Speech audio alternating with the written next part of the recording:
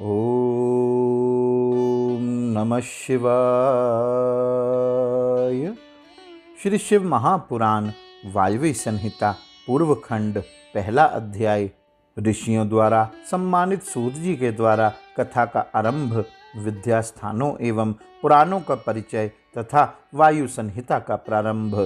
व्यास जी बोले, जो जगत की सृष्टि, पालन और संहार के हेतु तथा प्रकृति और पुरुष के ईश्वर हैं, उन प्रमथ गण पुत्रद्वय तथा उमा सहित भगवान शिव को नमस्कार है, जिनकी शक्ति की कहीं तुलना नहीं है, जिनका ऐश्वर्य सर्वत्र व्यापक है तथा स्वामित्व और विभुत्व जिनका स्वभाव कहा गया है, उन विश्वसृष्टा सनातन अजन्मा अविनाशी महान देव मंगलमय परमात्मा शिव की मैं शरण लेता हूँ। किसी समय धर्म क्षेत्र, महातीर्थ, ब्रह्मलोक के मार्गभूत तथा गंगा यमुना के संगम से युक्त प्रयाग तीर्थ वाले नैमिषारण्य में विशुद्ध अंतःकरण वाले सत्यव्रत परायण महातेजस्वी एवं महाभाग्यशाली मुनियों ने महायज्ञ का आयोजन किया था। अकलिष्ट कर्म करने वाले उन महर्षियों के यज्ञ का वृतांत सुनकर सत्यवती सुत महाबुद्धिमान वेदव्यास जी के साक्षात शिष्य सूत जी, जो महात्मा मेधावी, तीनों लोकों में प्रसिद्ध, पंचावयव से युक्त, वाक्य के गुण दोषों को जानने वाले, बृहस्पति को भी वाद में निरुत्तर करने वाले, श्रवण सुखद तथा मनोहर शब्दों से सघटित कथाओं के निपुण वाचक, कालवेक्ता, नीति के ज्ञाता, कवि एवं पौराणिकों में श्रेष्ठ हैं, वे उस स्थान पर आए। उन सूत जी को आते हुए देखकर प्रसन्नचित मुनियों ने उनका यथोचित स्वागत तथा पूजन किया। मुनियों के द्वारा की गई उस पूजा को ग्रहण कर सूत जी उनके द्वारा किए गए अपने उचित आसन पर विराजमान हुए। इसके पश्चात सद्भावना युक्त मन वाले उन मुनियों का चित्त उनकी उपस्थिति मात्र से ही पौराणिक कथा सुनने के लिए उत्कंठित हो उठा। तब सभी महर्षिगण प्रिय वचनों से उनकी स्तुति कर उन्हें अत्यधिक अभिमुख करके यह वचन कहने लगे। ऋषिगण बोले, हे रोमहर्षण, हे महाभाग, हे सर्वज्ञ, हे शैवराज, हे महामते, आप हम लोगों के सौभाग्य से आज यहाँ आए हुए हैं। आपने व्यास जी से समस्त पुराण विद्या प्रत्यक्ष रूप से प्राप्त की हैं, अतः आप निश्चय ही आश्चर्यपूर्ण कथाओं के पात्र हैं। जिस प्रकार बड़े बड़े अनमोल रत्नों का भंडार समुद्र है, उसी प्रकार आप भी उत्तमोत्तम पुराण कथाओं के मानो समुद्र ही हैं। तीनों लोकों में जो भी भूत एवं भविष्य की बात तथा अन्य जो भी वस्तु है, आपके लिए कोई भी अविदित नहीं है। आप हम लोगों के भाग्य से ही दर्शन देने के लिए यहाँ आए हैं। अब हम लोगों का कुछ कल्याण किए बिना आप यहाँ से व्यर्थ मत जाइए। अतः सुनने के योग्य पुण्यप्रद उत्तम कथा एवं ज्ञान से युक्त तथा वेदांत के सार स्वरूप पुराण को हमें सुनाइए। इस प्रकार वेद ज्ञाता मुनिजनों के द्वारा प्रार्थना किए जाने पर सूत जी मधुर, न्याय युक्त एवं शुभ वाणी में कहने लगे। सूत जी बोले, आप लोगों ने मेरी पूजा कर अनुग्रहित कर दिया है, इसलिए मैं आप लोगों के कहने पर ऋषियों द्वारा समादृत पुराण का भलीभांति वर्णन क्यों नहीं करूँगा। महादेव, भगवती, स्कंद, गणेश, नंदी तथा साक्षात सत्यवती पुत्र व्यास जी को नमस्कार कर उस पुराण को कहूँगा, जो परम पुण्य को देने वाला वेद तुल्य शिव विषयक ज्ञान का समुद्र, साक्षात भोग तथा मोक्ष को देने वाला और शब्द तथा तर्क संगत अभिप्राय वाले शैवागमुक्त सिद्धांतों से विभूषित है। पूर्व काल में वायु ने श्वेत कल्प के प्रसंग से इसका वर्णन किया था। अब मैं विद्या के सभी स्थान, पुराणानुक्रम एवं उस पुराण की उत्पत्ति का वर्णन कर रहा हूँ। आप लोग सुनिए। चारों वेद, उनके 6 अंग, मीमांसा, न्याय, पुराण एवं धर्मशास्त्र ये 14 विद्याएं हैं। इनके अतिरिक्त आयुर्वेद, धनुर्वेद, गांधर्व वेद तथा अर्थशास्त्र, इन्हें मिलाकर कुल 18 विद्याएं कही गई हैं। भिन्न भिन्न मार्गों वाली इन 18 विद्याओं के आदिकर्ता कवि साक्षात महेश्वर हैं, ऐसा श्रुति कहती है। संपूर्ण जगत के स्वामी उन सदाशिव ने समस्त जगत को उत्पन्न करने की इच्छा की तो उन्होंने सबसे पहले सनातन ब्रह्मदेव को साक्षात पुत्र रूप में उत्पन्न किया।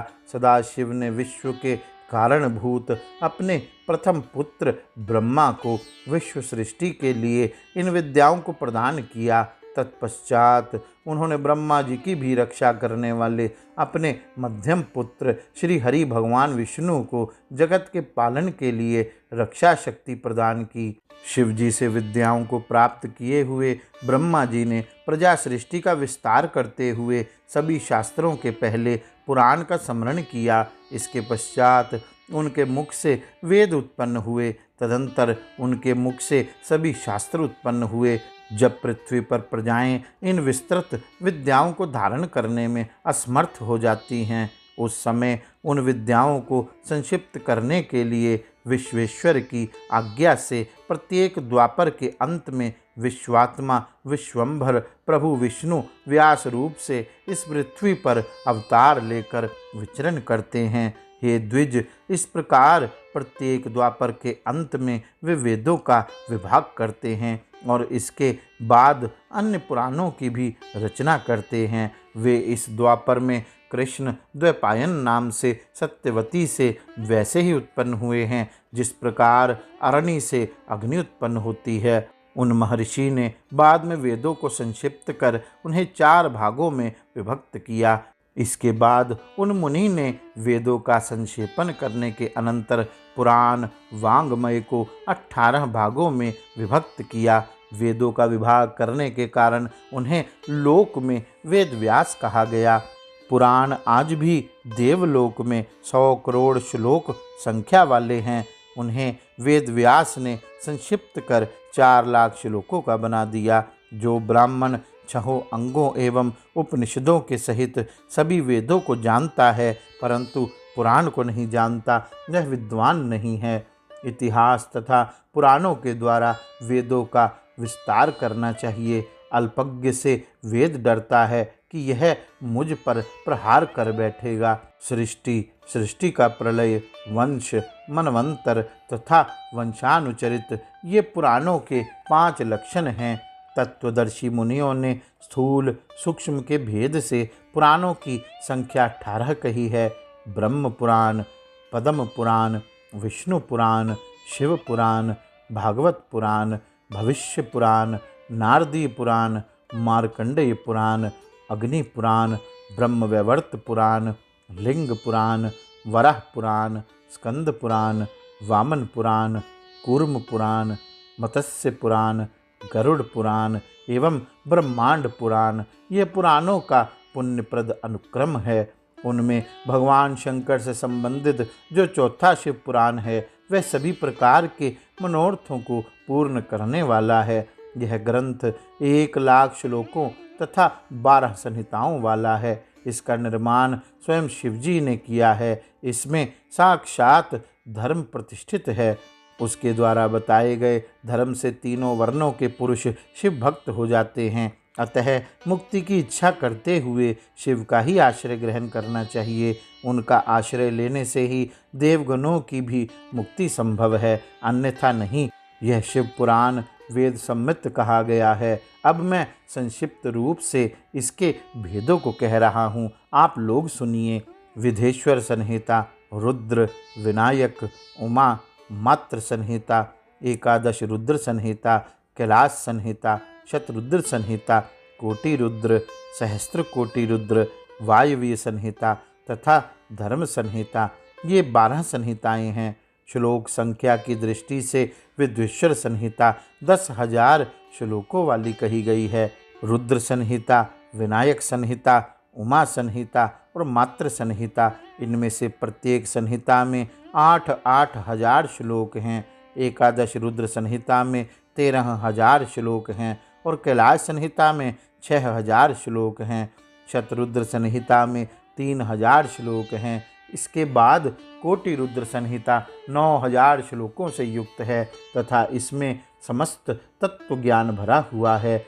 सहस्त्र कोटि रुद्र संहिता में 11,000 श्लोक हैं। सर्वोत्कृष्ट वायव्य संहिता में 4,000 श्लोक हैं तथा जो धर्म संहिता है वह 12,000 श्लोकों से युक्त है। इस प्रकार शाखा भेद के अनुसार शिव पुराण के श्लोकों की संख्या 1,00,000 कही गई है। यह पुराण वेदों का सारभूत और भोग तथा मोक्ष को देने वाला है। व्यास जी ने इसे संक्षिप्त कर 24,000 श्लोकों वाला बना दिया। इस प्रकार यह चौथा शिव पुराण अब 7 संहिताओं से युक्त है। पहली विद्वेश्वर संहिता, दूसरी रुद्र संहिता, तीसरी शतरुद्र संहिता एवं चौथी कोटि रुद्र संहिता, पांचवी उमा संहिता, छठी कैलाश संहिता तथा 7वीं वायव्य संहिता है। इस प्रकार इसमें 7 संहिताएं हैं।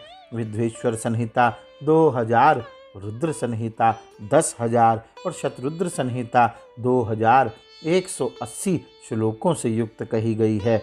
कोटि रुद्र संहिता 2,220, उमा संहिता 1,840, कैलाश संहिता 1,240 और वायव्य संहिता 4,000 श्लोकों से युक्त है। इस प्रकार यह परम पुण्यप्रद शिवपुराण संख्या भेद से सुना गया है। हमने पहले जिस वायव्य संहिता के श्लोकों की संख्या 4,000 कही है वह 2 भागों में विभक्त है। अब मैं उसका वर्णन करूँगा। इस उत्तम शास्त्र का उपदेश वेद तथा पुराण को ना जानने वाले और इसके प्रति श्रद्धा ना रखने वाले को नहीं कहना चाहिए।